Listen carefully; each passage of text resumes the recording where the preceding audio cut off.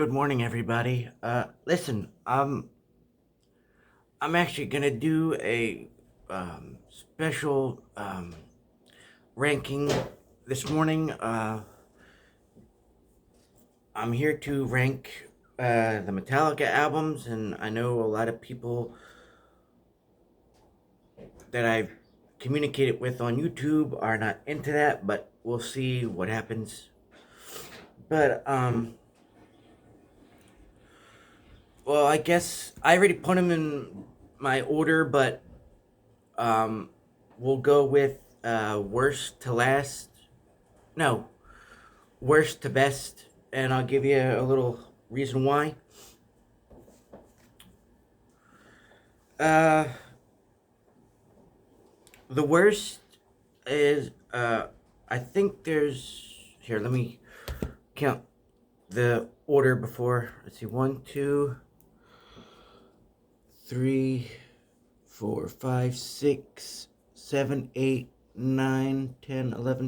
12. Okay, so there's 12. I just want to make sure I get my numbers right.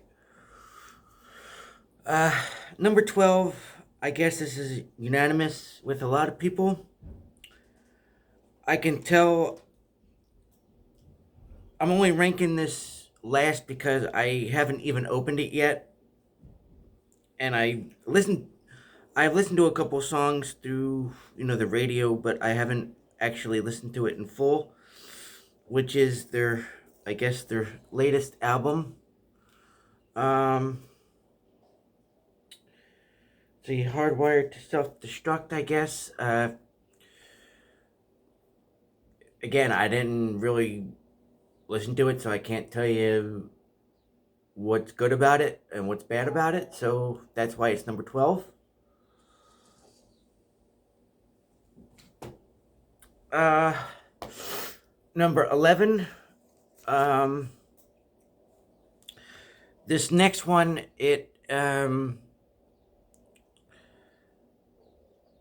I'm not sure the copyright, but let's see, see, see, it says 2008, but this helped me a little bit through my second major relationship. Daddy. Excuse me, folks. I got my daughter next to me, so this video is kind of be. Yes, Hannah. I'm full. Can I at least drink my milk? Yeah, sure. Sorry about that. My daughter's eating breakfast, but that's what kind of, you know, this is what kind of channel this is. It's, live action, no thrills. It's basically me doing YouTube videos with my life in the background. Back to my point. The next one is Death Magnetic. They kind of went back to their roots with this after a couple of albums that were iffy. And I'll get to why they were iffy when I get to them. I actually like a lot of these tracks, especially Broken, Beaten, Scarred. Um, let's see. It's, let's see. All Nightmare Long, which was kind of, I think, their first single from this. The Day That Never Comes. But Broken, Beaten, Scarred, I can actually relate to that song personally, in terms of my real life, but that's a whole different video in itself. So that's that one. Next, let's see, 12, 11, 10. When this came out, they got a lot of, I guess, hate the strong word, but whatever. And this is one of the albums. Honestly, I didn't get into Metallica till about 95, 96, so you can figure out what next two albums are on this countdown. Um, just by those two dates, is Reload. You got tracks on it like The Memory Remains, Devil's Dance, The Unforgiven 2, which is fantastic. Um, let's see, Bad Seed. Uh, anyway, again, I really didn't get into Metallica till about the Reload albums, and then I went back and listened to their heavier stuff like uh, uh, oh god, it escapes me, and I'm a Metallica fan of Ride the Lightning, Master Puppets, and so on. And at first I thought, oh, this is too heavy. Like, what? What? No. But then I thought, you know what? Hey, that happens. So that's that. And anyway, next, obviously, I'm not gonna beat around the bush. It's Load again for the same reasons as Reload. Let's see, you got 2x4, which I think was a good hit on this. Until It Sleeps, King Nothing. Actually, King Nothing was the first single on it, which was okay. Hero of the Day, Bleeding Me. Oh my God, that can. There's no words to describe that from my personal opinion. Then you got a lot of the unknown songs. Uh, the Outer Torn, which was, I believe, around when Cliff Burton passed away, and they never released it, and they were gonna use that as kind of a tribute. From what I've rumored to be true, I'm not sure. Correct me if I'm wrong in the comments. Um, then you got tracks like well, my daughter's here, so I can't say this one out loud, but it's the first one, and if you're a Metallica fan and you're familiar with this album, you know what I'm talking about. And they got a lot of slack on when they changed their hair and got GQ'd, but I think it was Kurt Hammond. It's not about the length of their hair, it's about their music, and that's true. Because a lot of metal bands shave their head or hair, get their hair cut because they don't want to be that 50, 60-year-old guy walking around with gray hair looking all creepy like. Um, so that's that one. Hannah, you know how to do your numbers, right? Yeah. What number was I at? You just did number 9 to number 8. You sure? Mm-hmm. See, 12, 11, 9. No, 12, 11, 10, No. 9. Okay, I'm at 8. I'm also trying to teach my daughter some math because sometimes I'm. Anyway, next on my list, what was this? 8. Yeah. I was a big fan of this album at first. I didn't know what it would be like because I thought it was just, like unreleased stuff. I didn't know. I didn't know it was cover songs until I really found out. Um, I knew a couple of them were cover songs, but it's Garage Incorporated. Uh, what can I say about this album that hasn't been already said about you know, the covers? Again, I didn't know they were. I knew there were some covers on this, but I didn't know the whole album were covers because I didn't hear the original versions of a lot of these because they were from bands that I wasn't familiar with, like at the time, which the Misfits and all that. I mean, I knew about the Misfits, but I didn't, and of course Motorhead, but I didn't know that they did those songs originally. You know, I know that's blasphemy around the music community, but hey, everybody's raised different. Um, but it really stuck to. I really liked this album. I really got um, really hooked on it. I believe that summer that it came out, or within that year that it came out, because I remember I was in a senior in high school, I think. Um, and of course, we went down to South Carolina, and I had this double disc blasting in my ears the whole way back home from South Carolina to Philadelphia. 12 hours of this album blasting in your ears on repeat. It sticks to you. Are you And sure? and there was a couple of songs that I actually related to a girl in high school with that I wanted to try to get to know, but I was kind of being creepy about it, which, whatever. But then I found out she was a long time friend of my cousin's, and then it really got creepy and weird. But anyway, that's that one. And if you notice, look, it still has the music wall sticker on it. Guaranteed to be returned, no questions asked. And then you would have a problem with the CD at home, and then they would play it and say, "Oh, there's nothing wrong with it." And guess what?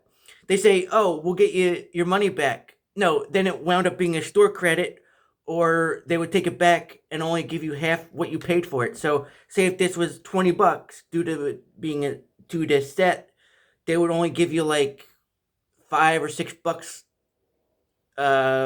credit for it. And it's like, what? No. Uh,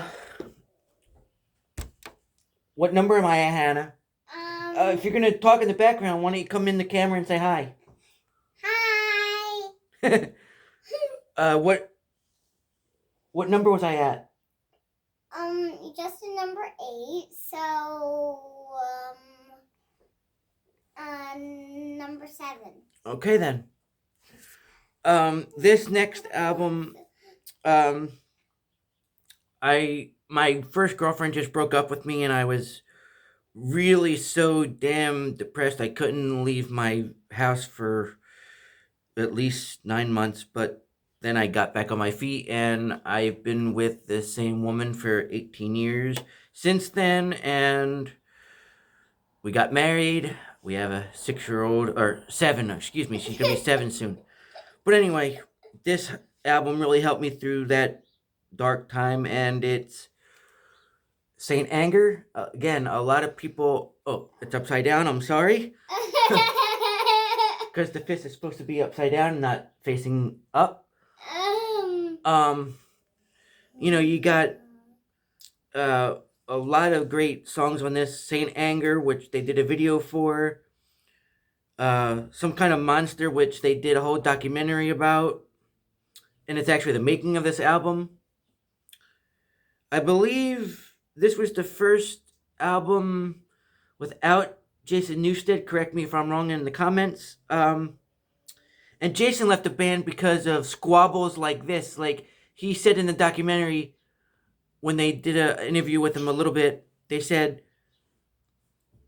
"We're the biggest band in the world, and we're arguing about this. This is breaking up the biggest band in the world, and we can't get over this high school crap."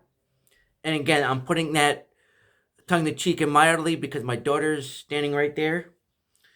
Um, but again, this one helped me through a lot of my dark times for those that year and a half almost. But uh, that's that one.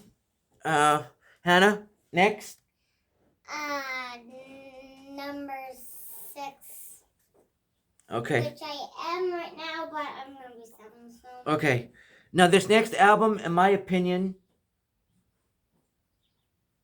does not get a lot of love, and my wife's walking away, and she knows exactly which one I'm talking about. Um, and I don't know why, and I know it's a compilation album, but it was done very well. A lot of bands, when they do this, it doesn't sound right, but it's S&M. Um, and I like the S&M stands for Symphony and Metallica, and I I truly love this album. It sounds great with the orchestra. It sounds fantastic. And what makes this album more special to me, yes, Hannah. I'm almost on my milk. You see that? She's almost on her milk. Anyway, um, what makes this album special to me, not only because it's the orchestra and it's fantastic, I actually heard the first single off this, which was No Leaf Clover, and I believe, and I was hooked ever since. And then I heard how, at first I thought, oh, Metallica and an orchestra, how can they do that? It's weird. And then I remember I got on the bus to the mall the next day after it got released, and because I was following the release date on the radio, and I went out and bought the cassette tapes, and I was listening. I opened it right away as soon as I left the store and listened to it on my way home.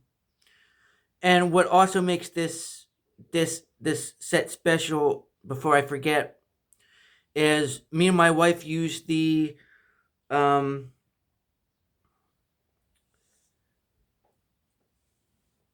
the opening intro, Call of Cthulhu, and um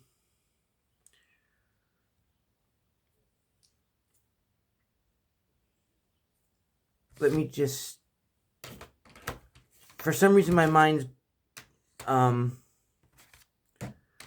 we used the Call of Cthulhu and um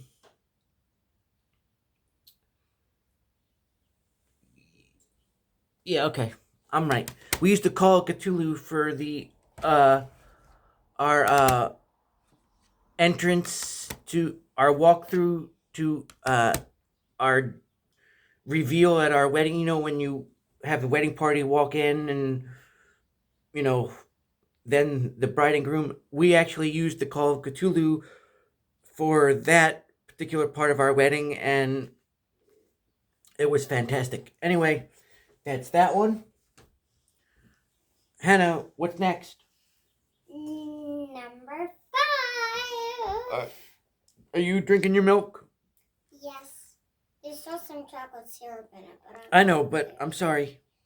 I'm okay with it. Number 5 is an album that they went mainstream with and got a lot of criticism for and lost a lot of fans. And it is their self-titled, the Black Album. Um, this CD was actually the first one I actually bought on CD, because at the time I was buying cassette tapes and I really wanted this album and they only had it in CD, so I thought, you know what, I'm gonna buy it on CD. I won't be able to play it until I get a CD player. And then I transferred from a CD from a cassette player to a tape player, and then I converted all my Metallica CDs into uh, CDs instead of tapes, and I still have the tapes somewhere in this apartment in storage. Again, do I have to say any more about this album in terms of their songs? Enter Sandman, Sad But True, Holier Than Thou, The Unforgiven, Wherever I May Roam. Now, that song also helped me through a lot of my depression about my first girlfriend, like I said in the Saint Anger piece. Um, and if you listen to those lyrics, it's like I felt hopeless. I felt like I didn't have anywhere to go, knowing I lived with my parents and I had somewhere to go, but in my head, I didn't. And I felt like, my soul, my body was at rest, but my soul was still floating in the air. And at that point, I didn't care where I put my head, so to speak. I could always fall asleep. And then you got So that's uh, Nothing Else Matters, which is the ballad of Wolf and Man, uh, The Struggle Within. So that's that one. It's just book. Uh, Hannah, what number is next? Number 4. Number 4. Okay.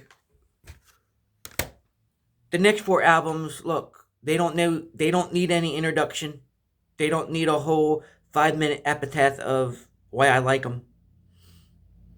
But it is, and Justice for All. Obviously, if you're a Metallica fan, you know why Metallica made this album right after Cliff Burton died, and they were still grieving, and it's very heavy. And I agree that there's not a lot of, it's basically just Lars and James in terms of the beat. There's a lot of drums in this. You know, you can't really hear the guitars because they turned them down. That kind of thing. If you're a Metallica fan, you should know that. The Dyer's Eve was played at. No, I'm sorry. To Live Is to Die played at Cliff Burton's wedding. Or no, wedding. I got my wedding on my brain. At his funeral. Then you got of course, And Justice for All, Blackened, One, which was commercial success because of the video. Uh, The Harvester of Sorrow. Okay. There you go. Next, what count, Hannah? We're at 3. Now, this one, obviously, Sorry, I was swallowing. it's, without ruining it, it's down. When I first got it, I thought, wow, they sound young. It sounds like a studio album, obviously, because they used it made it in a studio, but it's Kill 'Em All. What can I say about this album that other people haven't said already? You got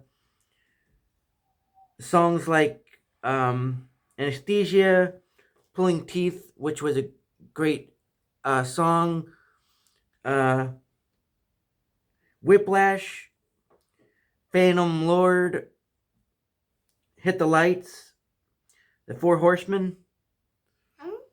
I mean, again, there's nothing more to say. Next, number 2. Again, no introduction. It's Ride the Lightning. And if you can see the used sticker on it, I kind of bought them at a used record store, which was great.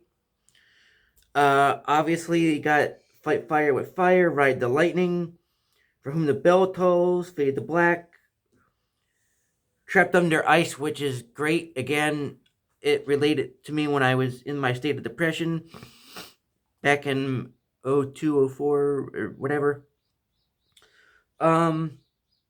Obviously, The Call of Cthulhu, for obvious reasons that I told you in the S&M review. And I still can't hear. Finish my milk. Good. I still can't hear The Call of Cthulhu from S&M without having that out of body experience because of that day, of my wedding day. But then you got Escape, Creeping Death. Now, the thing about Creeping Death is when my wife heard it and really listened to the lyrics, she thought, "Oh wow, what member of the band is Jewish or who did their Jewish history?" Because if you listen to that song, it actually it it has um again, I'm not Jewish, my wife is, so she could explain it to me better, so I'm going to try. It talks about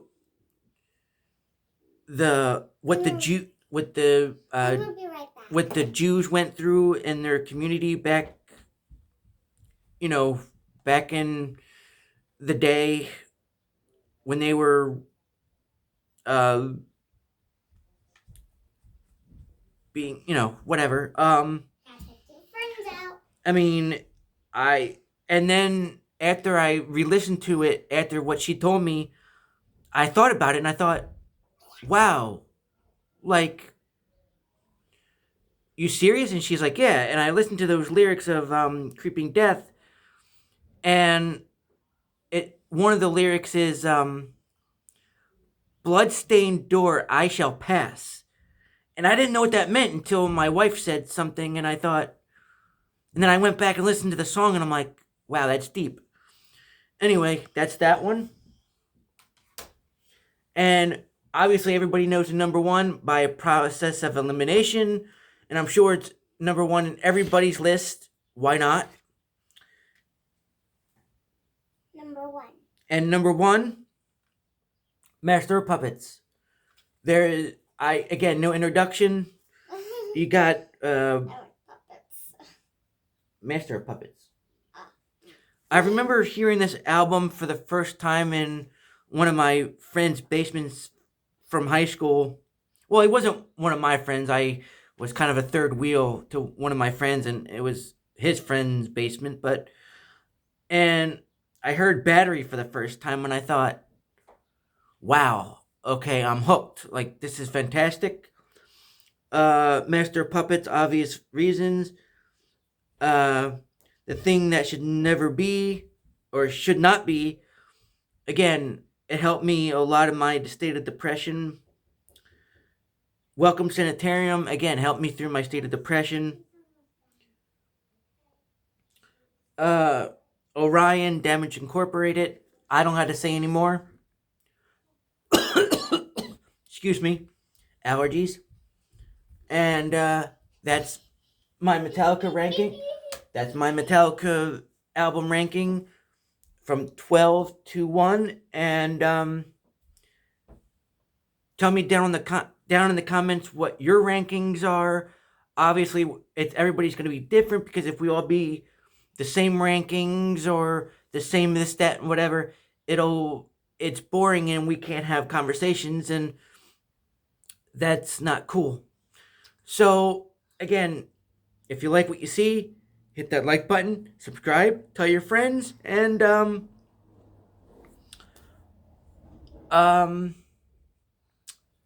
tell me what you think, rank your albums, and I will see you in the next one.